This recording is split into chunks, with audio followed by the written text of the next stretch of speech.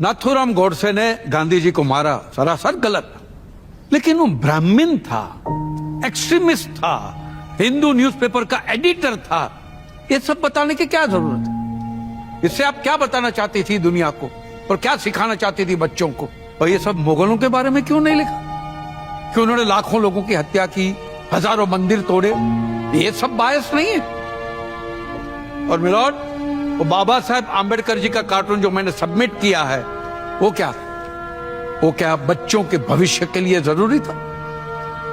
जिस बाबा साहेब ने हमारे देश को संविधान दिया, जिस बाबा साहेब ने दबे कुचले लोगों को अपना हक दिया, ऐसी महान आत्मा बाबा साहेब आंबेडकर का ऐसा भद्दा, घटिया, मजाकिया कार्टून।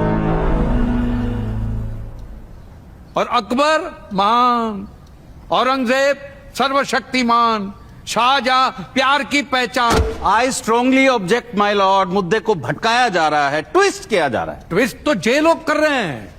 देश का भविष्य, देश के लोगों की सोच, और जे होता है intellectual terrorism my lord, education mafia. सोच को पनपने से पहले ही ट्विस्ट कर दो और बच्चों के दिमाग में जहर भर दो, ताकि बच्चा चाहे तो अभी सच्ची राह पे न चल सके। और इनके लिए तो मुगलों के अलावा हिंदुस्तान में कोई राजा हुआ ही नहीं है। हा? एक कनिष्क, कोटा रानी, गुज्जर प्रतिहार, चोला, समुद्रगुप्त, चंद्रगुप्त, महाराणा प्रताप, पृथ्वीराज चौहान, छत्रपति शिवाजी महाराज, संभाजी महाराज, ये सब के बारे में लिखने के लिए आपके पास शब्द नहीं है। हा? वहां शब्द कम पड़ जाते हैं। आपको नहीं लगता कि आपको शर्म से डूब जाना चाहिए?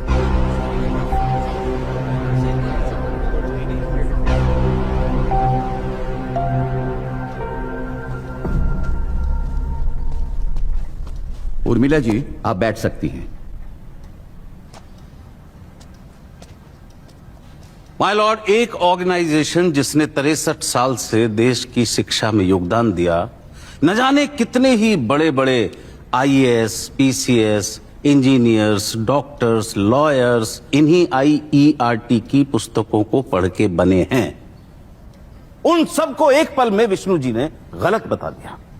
माय लॉर्ड, देश का इतिहास सच्चाई के बेस पर लिखा गया है, एविडेंसेस के बेस पर लिखा गया है, हिस्टोरियंस के कॉन्क्रीट रिसर्च पर लिखा गया है। इस बात से डिनाई नहीं किया जा सकता माय लॉर्ड। आपके जोर से हाथ पटकने से ना ही मैं दबने वाला हूं और ना ही मेरे सवाल। मिलॉर्ड, राशिद साहब उन लोगों का बचाव कर रहे हैं जिनका अहम रोल रहा है हमारे देश के इतिहास को तोड़ने मरोड़ने में।